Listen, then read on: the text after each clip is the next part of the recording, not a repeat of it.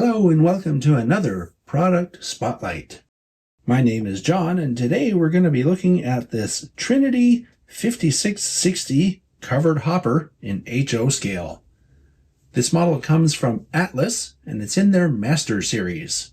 They have a whole bunch of different road names and road numbers available on the website, and the MSRP for these is $70.95.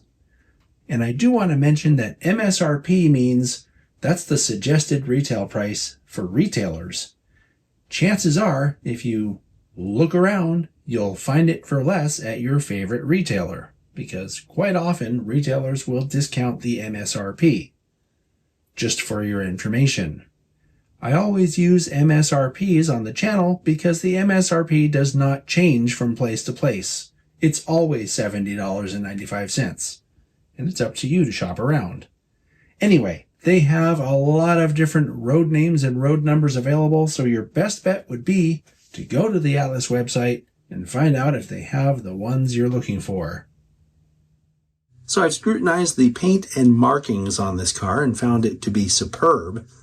Also superb are all the separately applied pieces, like these details on the ends. All of this piping down here that's visible. It's underneath, and we'll take a closer look at it later, but that's really cool.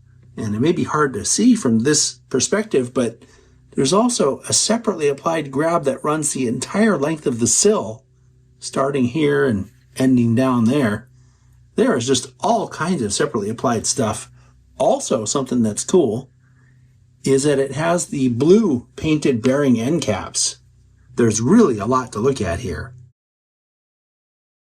Looking at the brake end of the car, you can see even more of that separately applied detail, including pressure system detail back in here. There's separately applied everything on the ends here. And it looks like some kind of a chain back in here that looks like part of the brake system, perhaps. Not really sure because I'm not an expert on these hoppers. Also, we have separately applied brake wheel detail, separately applied very fine wire uncoupling lever detail. The crossover platform is a photo etched piece. And I'm going to show you this angle of the car to point out the air hose detail, and there's even more detail behind the detail is what I call it, behind the end ladders there. Pretty amazing. Here's the other side of the model, and you can see that all that pressure system detail is not present on this side. So it's prototypically accurate, where that stuff is only applied to one side. The A end of the car has the same kind of detail that we saw on the brake end. It just doesn't have all the brake detail.